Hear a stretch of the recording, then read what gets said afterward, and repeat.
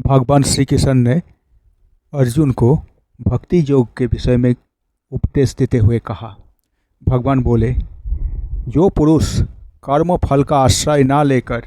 करने योग्य कर्म करता है वह सन्यासी तथा योगी है, और केवल अग्नि का त्याग करने वाला सन्यासी नहीं है तथा केवल क्रियाओं का त्याग करने वाला योगी नहीं है। हे अर्जुन, जिसको सन्यास ऐसा कहता है उसको तू योग जान, क्योंकि संकल्प का त्याग ना करने वाला कोई भी पुरुष योगी नहीं होता। योग में आरूढ़ होने की इच्छा वाले मननशील पुरुष के लिए योग को प्राप्ति में निष्काम भाव से कर्म करना ही हेतु कहा जाता है, और योगारूढ़ हो जाने पर उस योगारूढ़ पुरुष का जो सर्वसंकल्प का अभाव है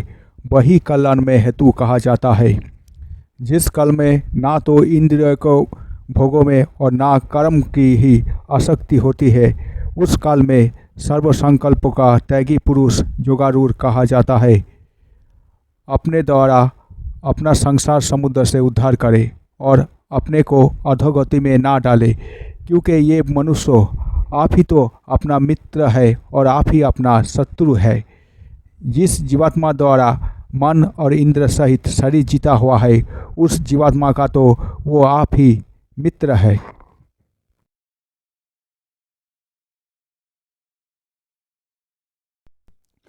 जिस जीवात्मा द्वारा मन और इंद्र सहित शरीर जीता हुआ है उस जीवात्मा का तो वो आप ही मित्र है, और जिसका द्वारा मन तथा इंद्र सहित शरीर नहीं जीता गया है उसके लिए वो आप ही शत्रु के सदृश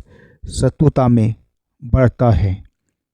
सर्दी गर्मी और सुख दुखों में तथा मान और अपमान में जिसके अंतःकरण की वृत्तियाँ भली भांति शांत है, ऐसे स्वाधीन आत्मा वाले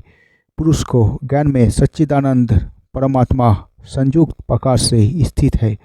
और उसके ज्ञान में परमात्मा के सिवा अन्य कुछ है ही नहीं।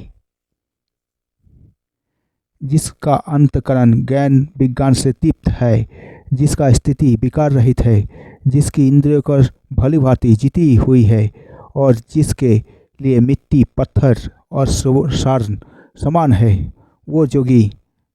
युक्त अर्थात भगवत प्राप्त है, ऐसा कहा जाता है। सुहृद, मित्र, बैरी, उदासीन, मध्यस्थ, देश और बंधुगणों में, धर्मात्माओं में और पापियों में भी समान भाव रखने वाला अत्यंत श्रेष्ठ है। मन और इंद्र सहित शरीर को वश में रखने वाले आशा रहित और संशय रहित योगी अकेला ही एकांत स्थान में स्थित होकर आत्मा को निरंतर परमात्मा में लगाए। शुद्ध भूमि में जिसके ऊपर कमस कुश मृगछाल और वस्त्र बिछे है, जो ना बहुत ऊंचा है और ना बहुत नीचा, ऐसे अपने आसन को स्थिर स्थापन करे। उस आसन पर बैठकर चित्त और इंद्रियों को क्रियाओं का वश में रखते हुए मन को एकाग्र करके अंतःकरण की शुद्धि के लिए योग का अभ्यास करे। काया, सिर और गले को समान एवं अचल धारण करके और स्थिर होकर अपनी नासिका के अग्रभाग पर दृष्टि जमा कर अन्य दिशाओं को ना देखता हुआ ब्रह्मचारी के व्रत में स्थित भय रहित और भली भांति शांत अंतःकरण वाला स्वभाव के योगी मन को रोककर मुझ में चित्त वाला और मेरे परायण होकर स्थित होए। बस में किए हुए मन वाला योगी इस प्रकार आत्मा को निरंतर मुझ परमेश्वर के स्वरूप में लगाता हुआ मुझ में रहने वाले परमानंद की पराकाष्ठा को शांति को प्राप्त होते हैं। हे अर्जुन, ये योग ना तो बहुत खाने वालों का, ना बिल्कुल ना खाने वालों का, ना बहुत शयन करने के स्वभाव वालों का और ना सदा जागने वालों का ही सिद्ध होते हैं। दुख का नाश करने वाला योग तो यथायोग्य आहार विहार करने वाला, कर्मों में यथायोग्य चेष्टा करने वाला और यथायोग्य सोने तथा जागने वालों का ही सिद्ध होता है। अत्यंत वश में किया हुआ चित्त जिस काल में परमात्मा में ही भली भांति स्थित हो जाता है, उस काल में संपूर्ण भोगों से स्फीया रहित पुरुष योगयुक्त हो, ऐसा कहा जाता है। जिस प्रकार वायु रहित स्थान में स्थित दीपक चलायमान नहीं होता, वैसे ही उपमा परमात्मा के ध्यान में लगे हुए योगी के जीते हुए चित्त की कही गई है। योग के अभ्यास से निरुद्ध चित्त जिस अवस्था में उपराम हो जाता है और जिस अवस्था में परमात्मा के ध्यान में शुद्ध हुआ सूक्ष्म बुद्धि द्वारा परमात्मा के साक्षात करता हुआ सच्चिदानंद धन परमात्मा में ही संतुष्ट रहता है। इंद्रिय से अतीत केवल शुद्ध और सूक्ष्म बुद्धि द्वारा ग्रहण करने योग्य जो अत्यंत आनंद है, उसको जिस अवस्था में अनुभव करता है और जिस अवस्था में स्थित वो योगी परमात्मा के स्वरूप में विचलित होता ही नहीं, परमात्मा के प्राप्त रूप जिस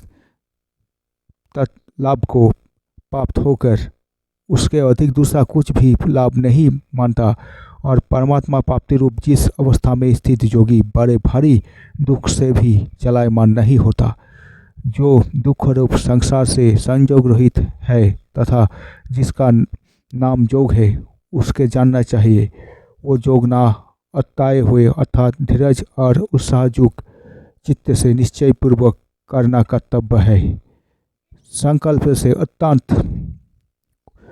संकल्प से उत्पन्न होने वाले संपूर्ण कामनाओं का निश्चय भाव से त्याग कर और मन को द्वारा इंद्रियों के समुदाय को सभी ओर से भली भांति रोक कर कर्म से अभ्यास करता हुआ उपरति को प्राप्त हो तथा धैर्य युक्त बुद्धि के द्वारा मन को परमात्मा में स्थित करके परमात्मा के सिवा और कुछ भी चिंतन ना करे। ये स्थिर न रहने वाले और चंचल मन जिस शब्द को विषय को निमित्त से संसार से विचरता है, उस विषय से रोककर यानी हटाकर इसे बार बार परमात्मा में ही निरुद्ध करे। क्योंकि जिसका मन भली प्रकार शांत है, जो पाप से रहित है और जिसका रजगुण शांत हो गया है, ऐसे इस सच्चिदानंद धन ब्रह्म में साथ एकीभाव हुए योगी का उत्तम आनंद प्राप्त होता है। ये पाप रहित योगी इस प्रकार निरंतर आत्मा को परमात्मा में लगाता हुआ सुखपूर्वक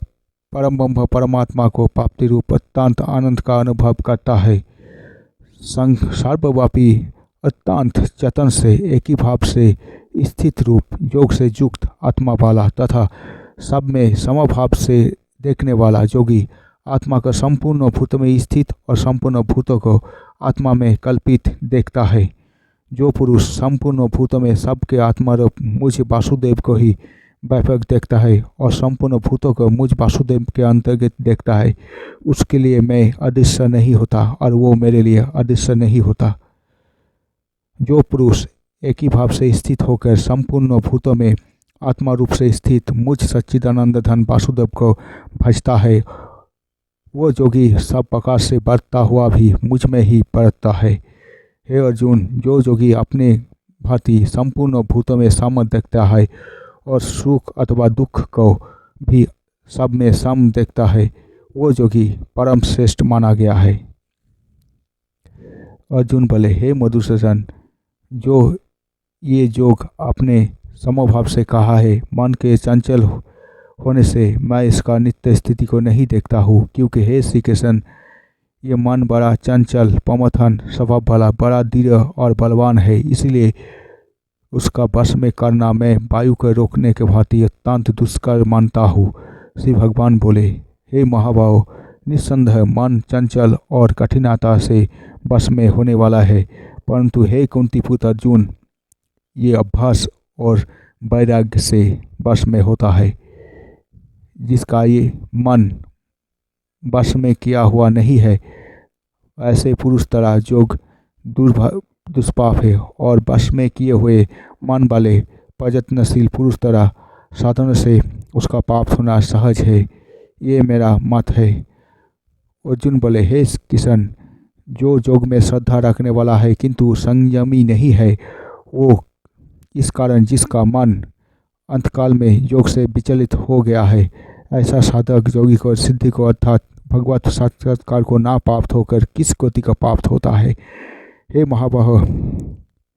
क्या वो भगवत प्राप्ति के मार्ग में मोहित और आश्रय रहित पुरुष छिन्न भिन्न बादल की भांति दोनों ओर से भ्रष्ट होकर नष्ट तो नहीं हो जाता? श्री भगवान बोले,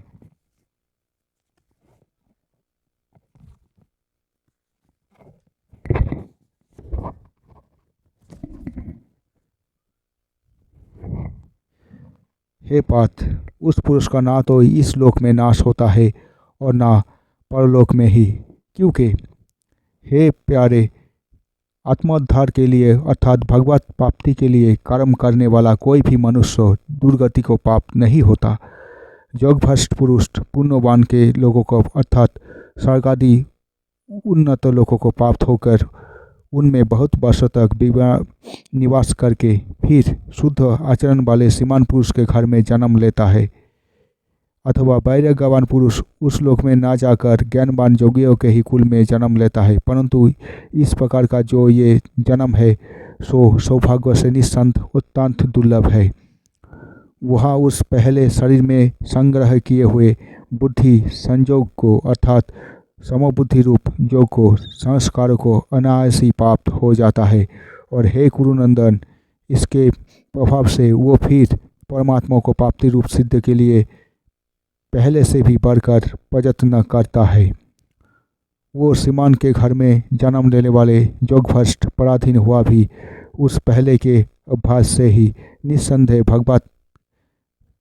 भगवान के ओर आकर्षित किए जाता है तथा समबुद्धि रूप योगों का जिज्ञासु भी वेद से कहे हुए सकाम कर्म का फल का उल्लंघन कर जाता है। परंतु प्रयत्नपूर्वक अभ्यास करने वाले योगी तो पिछले अनेक जन्म के संस्कार से इसी जन्म में स्वयं सिद्ध होकर संपूर्ण पाप से रहित है, फिर तत्काल ही परमात्मा को प्राप्त हो जाता है। योगी तपस्वियों से श्रेष्ठ है, शास्त्रों ज्ञानियों से भी श्रेष्ठ माना गया है और सकाम कर्म करने वाले से भी योगी श्रेष्ठ है। इससे हे अर्जुन, तू जोगी हो। संपूर्ण जोगियों में भी श्रद्धावान जोगी मुझ में लगे हुए अंतरात्मा से मुझ में निरंतर भजता है, वो जोगी मुझे परम श्रेष्ठ मानना है।